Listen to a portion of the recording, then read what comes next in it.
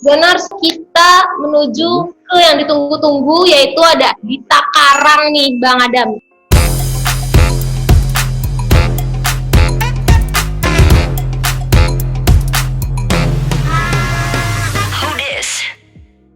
Gimana nih Dita Karang nih? Dita Karang ya. Kita ke Dita Karang. Bentar ya. Oke, jadi gini Bel. Buat Kak Adam sih dia menjadi salah satu kebanggaan orang-orang sensitif sih. Karena buat gue dia adalah seorang simbol orang-orang yang sensitif, orang-orang yang bisa mengalahkan kesensitifan negatifnya dia dalam perjalanan karirnya, gitu loh. Jadi basically dia sensitif dan sering menggunakan pikiran, perasaan ketimbang logikanya. Nah, logikanya gitu. Jadi lebih pikir sensitifnya dia, tapi dalam perjalanan karirnya dia bisa mengalahkan perasaan-perasaan negatif yang seolah kayak meracuni dia, kayak udahlah, kita nggak bakal berhasil nih di karir. Pokoknya semua yang pikiran negatif dia mengalahkan itu gitu. Dalam proses perjalanan karirnya ya. Dia kayak nggak ada istilah kayak menyerah gitu loh, dia nggak gitu. Dia terus berjuang. Jadi dia itu tipe orang yang fokus dengan tujuannya dia ketimbang masalah-masalah yang dia hadapin gitu. Jadi dia nggak peduli dengan masalah-masalahnya itu, tapi dia lebih fokus dengan tujuan dia tuh seperti apa, dia akan lebih fokus di situ. Jadi Dita tipikal orang sensitif yang sudah bisa mengalahkan kenegatifan pikiran perasaannya dia, dan dia telah membuktikan kalau dia berhasil dan dia mengalahkan perasaan negatifnya itu loh, yang soal kayak gue nggak bakal jadi orang sukses lah, gue nggak bisa apa-apa lah. Nah, dia udah mengalahkan itu. Dengan kontes karena gue baca di waktu surat kabar gitu kan, katanya dia sudah sering kali tes ya katanya, sering banget tes, tapi ujungnya dia berhasil gitu kan. Nah di situ kan kita coba gue sambungkan dengan yang gue maksud, berarti ini orang benar-benar sudah mengalahkan perasaan negatifnya gitu, dan dia sudah menyeimbangkan antara pikiran sensitif dan pikiran logis dan logis ya. Karena buat kalian jelasin ini agak obrolan berat ya. Si Dita tipe orang yang sudah menyeimbangkan pikirannya dia antara pikiran sensitif dan pikiran logis dia sudah seimbang. Kalau kita orang berpikir terlalu sensitif, maka kita akan gampang baper, gampang kesinggung, gampang drop, gampang down mental gitu. Jadi nggak kritis, lebih nggak kritis gitu. Nah kalau kita lebih berat condong ke logis, kita juga logis, kita lebih condong akan egois, cuek, nggak perhatian, nggak sosial, nggak toleransi, kayak gitu. Jadi seolah kita semua bisa sendiri, itu nggak boleh. Gitu. Jadi makanya kita harus seimbang dalam proses pemikiran sehari-hari. Gitu. Jadi Dita buat gue sih sudah menjadi orang yang bisa mengalahkan dirinya sendiri, bisa dibilang. Dita adalah contoh atau orang yang bisa menjadi pedoman dalam mengalahkan kekurangan diri sendiri. Gitu, paham ya? Dita orang seperti itu. Oke, yang gue lihat juga Dita tuh tipenya adalah orangnya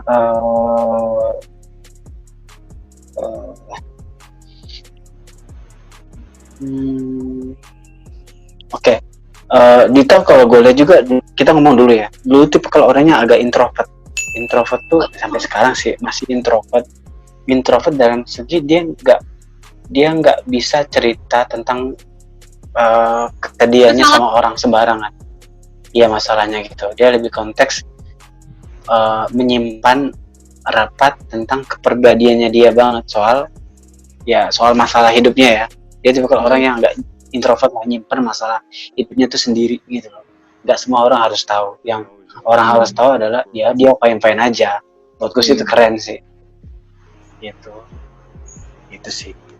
Eh,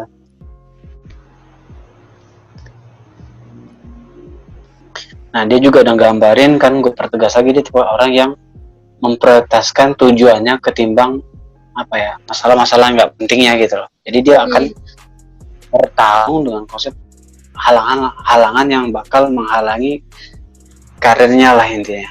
Oke. Terus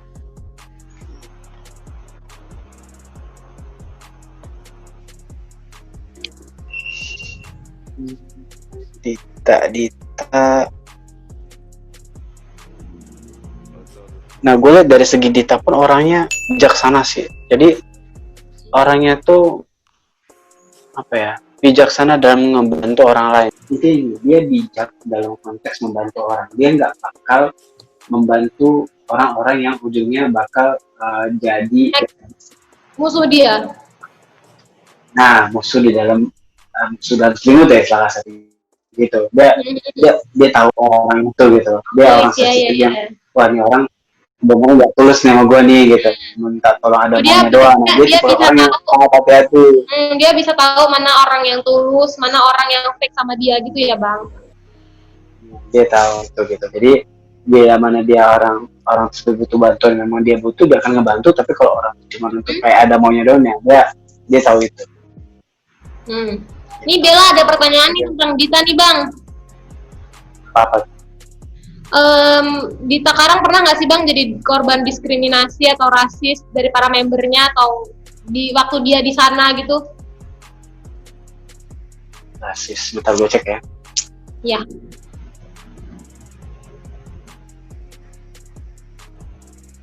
Yang gue dapetin cuman kebingungan orang sih, maksudnya kebingungan orang berapa kalangan orang yang di sekitarnya, di circle-nya dia gitu, di manajemen yang mungkin yang lihat dia kok nih orang bisa jadi artis K-pop gitu. Jadi orang cuma mempertanyakan kapasitasnya, tapi setelah tahu si Dita, akhirnya mereka emang dia kayak punya skill, punya kelebihan gitu loh. Dan konsep entertain. Jadi orang cuma lebih banyak bingung aja kok dia bisa gitu loh. Kita kalau kita ngomongin warga Korea ya, kalau rasis sih kalau gue lihat sih enggak sih, gue nggak lihat konsep rasis. Di konsep agak bingung, mereka hanya bingung aja sih, bingung kok orang ini kok bisa gitu loh jadi artis gitu. Lebih kontes gitu doang sih. Itu umum ya kalau kita lihat. Tapi kalau konsep rasis perbedaan gitu kayaknya enggak sih. Cepat aman-aman aja ya. Aman-aman aja. Kalau gue lihat sih aman-aman aja gitu. Terus ada lagi pertanyaannya? Langsung aja mau bertanya tentang percintaannya Dita nih bang. Percintaannya ya.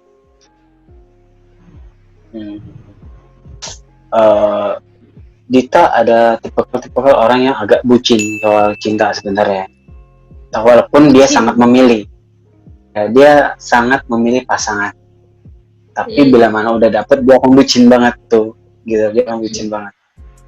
Terus dia orangnya setia. Dita itu setia. Dia sama pasangan itu setia banget, gitu. Jadi benar-benar bisa ya tulus banget sama pasangan tuh, dia bakal tulus banget. Jadi dia memilih pasangannya dengan memilih, dan dia akan menyerahkan perasaan dia ke pasangan tersebut. Tapi jatuhnya dia akan bucin gitu. Terus tipikal yang asiknya dari seorang Dita ini Bel, yang kadang lihat nih, sebelum kamu jawab pertanyaan kamu nih, daripada kadang lupa nanti. Ya. Tipikal orang yang asik banget jadi pasangan. Kenapa kadang bilang asik banget? Karena dia bisa beradaptasi dengan dunia laki-laki, Bel. Jadi misalkan kalau cowoknya suka mancing, nah dia bisa beradaptasi, dia juga bakal suka mancing gitu loh. Bukan orang yang dikit-dikit kan cewek, enggak kotor, enggak ini, kan gitu kan, kebanyakan cewek kan gitu. Nah, dia bisa gitu, bisa masuk ke dalam dunia pasangannya tuh dunia laki-laki, dan dia bisa menimbangi pasangan. Jadi bisa bilang pacar rasa temen ya, kayak gini nih. Jadi pacar rasa temen. Dia tuh kayak gitu identitas. Bener-bener dalam konsep asmara tuh seru banget gitu. Gitu sih yang kadang lihat. Terus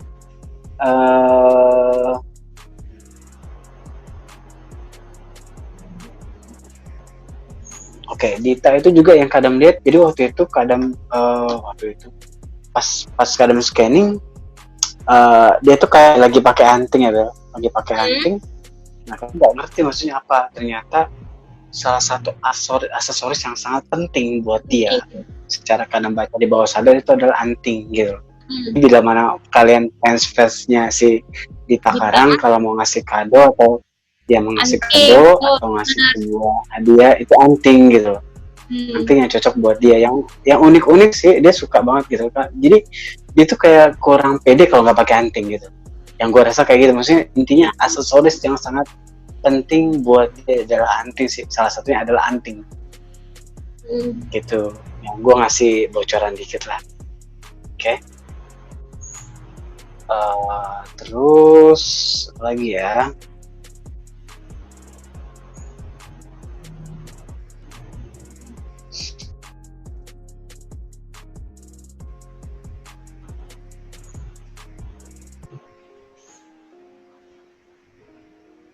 Nah, kalau soal asmara lagi, Bel, feng shui-nya sebenarnya gini. Nita tuh sebenarnya bagus, feng shui-nya bagus di karir, tapi nggak bagus di asmara. Karena gue lihat bakal banyak apa ya, kerikil-kerikil secara perasaan lah di asmara gitu. Ya bisa dibilang asmaranya kurang begitu, ya intinya kurang begitu baik lah. Jadi jangan terlalu, untuk sementara waktu ini jangan terlalu untuk fokus di asmara dulu. Ya baiknya dia di karir dulu. Itu sih sendiri kadang. Nah, dan gue ingetin lagi, ini net banget ya, ini catatan banget buat kalian. Dita orangnya bakal kuat banget menghadapi semua masalah dalam karirnya. Masalah-masalah atau yang berhubungan dengan karir, dia kuat, mentalnya kuat, dia strong banget. Tapi dia nggak kuat soal bulian haters. Tentang bulian haters dia jadi nggak kuat. Dia orangnya baperan soal ya ada bully-bulian gitu. Dia agak belum, intinya mentalnya belum terima bulian gitu. Jadi guys, buat kalian yang jangan suka membuat orang drop gitu loh, dengan konsep komen-komen negatif. Jadi buat kalian harus tetap support dia. Intinya Dita tipe orang yang kuat menghadapi kesulitan atau kesusahan dalam konsep karir, dia akan fight. Tapi kalau untuk konsep melawan konsep haters bully-bulian, kayaknya mentalnya belum kuat. Jadi please ya, buat kalian jangan berkomen negatif buat Dita. Oke? Gue harap kalian lebih support. Gitu. Dia punya kriteria tipe cowok untuk dianya gitu. Dia lebih condong seorang yang agak perfeksionis, terus dengan konsep ya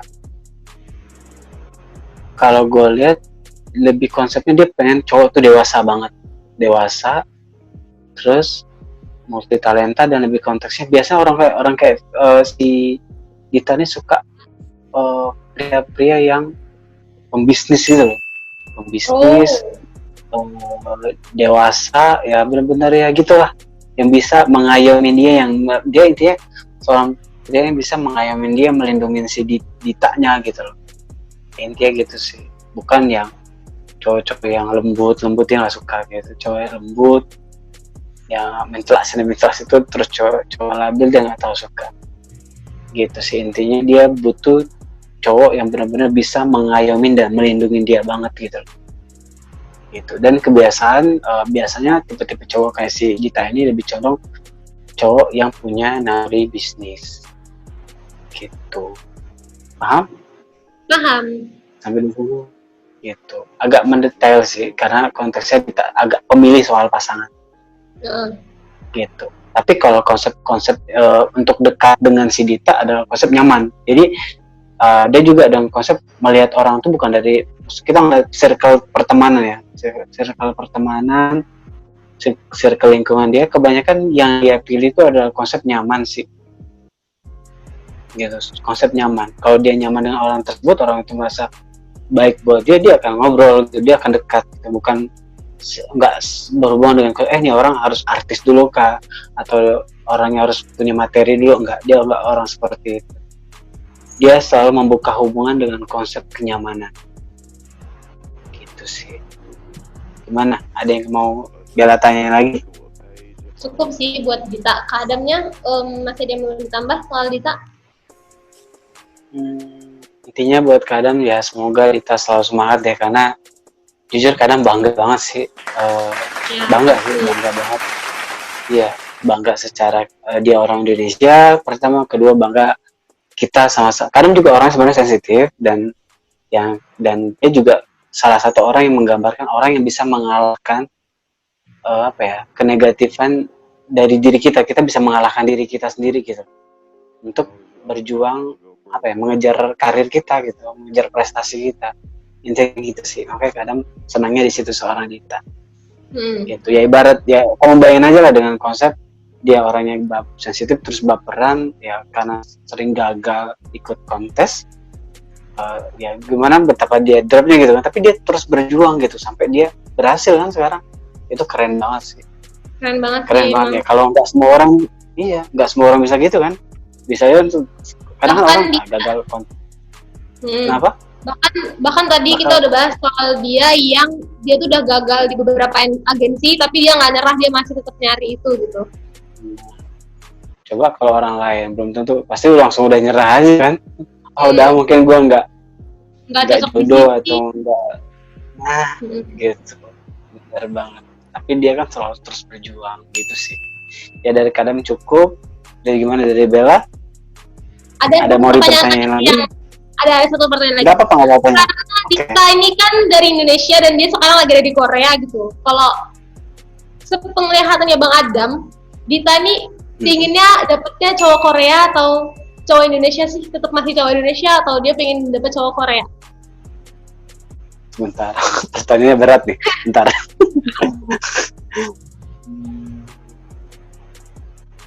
Oke. Ini berdasarkan obrolan dari keluarganya si Dita nih, ngobrol-ngobrol. Gue nggak tahu intinya maunya keluarganya Dita tuh kalau bisa orang Indo. Jadi ada pesan dari ya orang tuanya, gue nggak tahu siapa, kayak entah nenek entah nyokapnya, gue nggak tahu. Intinya kalau bisa tetap kalau cari pasangan tuh orang Indo aja gitu sih. Ya itu gue nggak tahu ya, gue nggak tahu ditanya ya. Tapi ada nut di perasaan gue kayak gitu.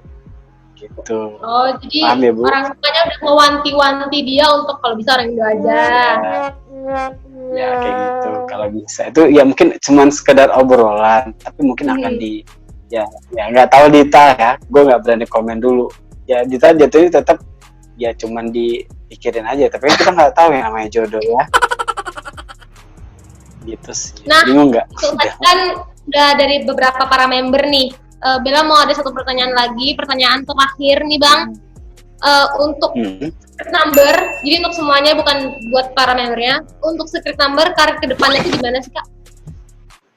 Oke, sebentar.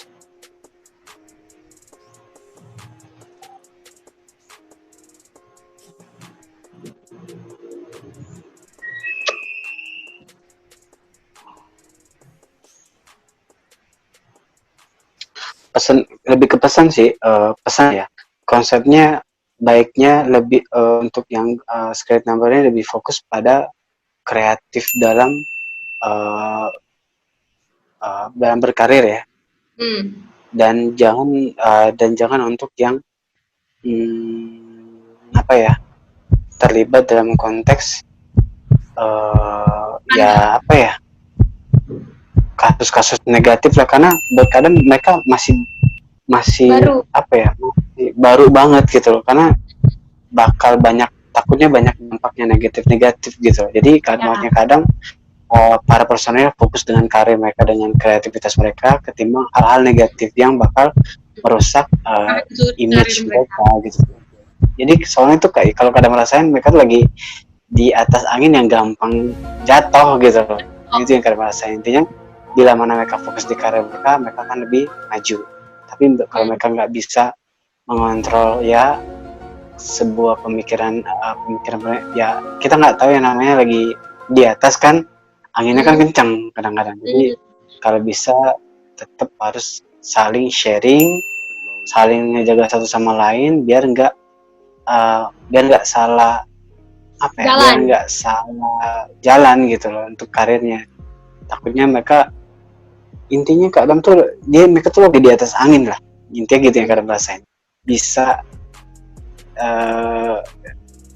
nggak maksudnya deket banget dengan banyak masalah yang Kak Adam rasain gitu. Jadi tinggal mereka aja. Kak Adam harap pesan Kak Adam, mereka harus lebih fokus pada karir dan kreativitas mereka aja gitu. Jangan mikirin yang nggak penting dulu gitu. Gitu, paham nggak? Paham. Itu sih.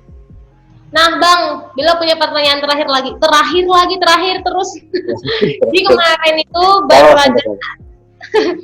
baru aja ada berita-berita tentang Sodam yang dituding tukang bully nih. Gimana nih menurut Bang Adam? Gini, kan kembali lagi Sodam kan masih anak-anak ya, pemikirannya belum dewasa. Jadi terkadang dia nggak niat, mungkin buat kadang sih dia orangnya baik, tapi dia nggak bisa mengontrol keinginan dia yang belum tentu ini baik atau buruk gitu. Gitu. Jadi buat kadang sih ya gimana ya? Ya intinya dia masih anak-anak Bel, gitu loh. Konteksnya kayak dia masih anak-anak yang belum bisa mengontrol tingkah lakunya dia sendiri gitu. Gitu ya, kamu mungkin paham lah maksud kadang. Jawaban kadang simpelnya di situ. Ya untuk pertanyaan yang ini gitu. Dia masih anak-anak, dia masih butuh waktu buat mendewasakan diri dia lah. Jadi mungkin pembulian yang dimaksud sama media ini karena mungkin itu yang dulu pernah terjadi di dia gitu ya Bang, karena mungkin dia masih sifatnya anak-anak dan dia belum bisa berperilaku yang seperti orang dewasa biasanya. Dia nggak tahu apa yang dia lakuin itu bener atau enggaknya gitu ya Bang ya.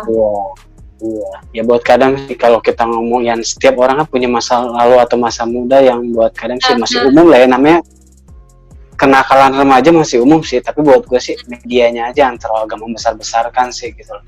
So far sih yang gimana sih. Ya ini termasuk ini apa namanya kalau Bella tangkap ini termasuk yang diomongin sama Bang Adam tadi. Ini sekarang secret number benar-benar lagi ada di atas nih, dan ini salah satu yang Bang Adam maksud tadi. Karena dia ada di atas, jadi kayak bakal banyak ada masalah-masalah yang terjadi kayak gini nih, ya kan Bang? Iya, jadi intinya ya Kak Adam harap mereka harus tetap saling sharing supaya nggak terjadi apa-apa antar personal, antar anggota. Ya, gitu sih dari Kak Adam. Banyak pelajaran ya, maksud Kak Adam ya, yang begini kan kita scanning bukan cuma, konsepnya gini, Kak Adam harap kita scanning bukan cuma kita kepo dengan tokonya terus kita ngegosipin, bukan. Maksudnya Kak Adam tuh Kak Adam harap dari para penontonnya bila mana Kak Adam scanning ya yang kita dapat adalah belajar gitu loh. Kita belajar dari toko ini gitu loh. Dari toko ini supaya kita lebih baik lagi. Oh ternyata kita harus seperti ini loh. Oh ternyata yang ini nih nggak baik loh. Yang Kak Adam mau dari pola pikir penonton tuh ini bisa menjadi sebuah pelajaran gitu loh Bel. Benar sih Bang, kalau dari kayak Bella sendiri sih dari tadi nih Bella dengerin Bang Adam scanning tuh kayak kita ngambil poin-poinnya tuh nggak dari kayak karakter dia kayak gini nih, nggak cuma dari situ. Jadi kayak belajar juga, jadi sifat kayak gini baiknya tuh kayak gini. Terus Bang Adam juga ngejelasinnya nggak cuma dari benar-benar merekanya doang, tapi Bang Adam tuh ngejelasin kayak bagusnya kalau kita kayak contohnya tadi kayak bagusnya kalau sifat kita tuh nggak boleh dominan terlalu yang ini atau terlalu yang itu gitu. Jadi banyak banget pelajaran yang benar-benar Bella dapat dari training hari ini. Nah, Zoners, jadi udah selesai nih kita bacain tentang para member Secret Number, karakter mereka nih Zoners. Kalian terakhir nih jangan lupa subscribe, komen, dan like tentunya, dan juga jangan lupa mampir ke Instagram atau YouTube ya Bang Adam. Apa Bang namanya Bang?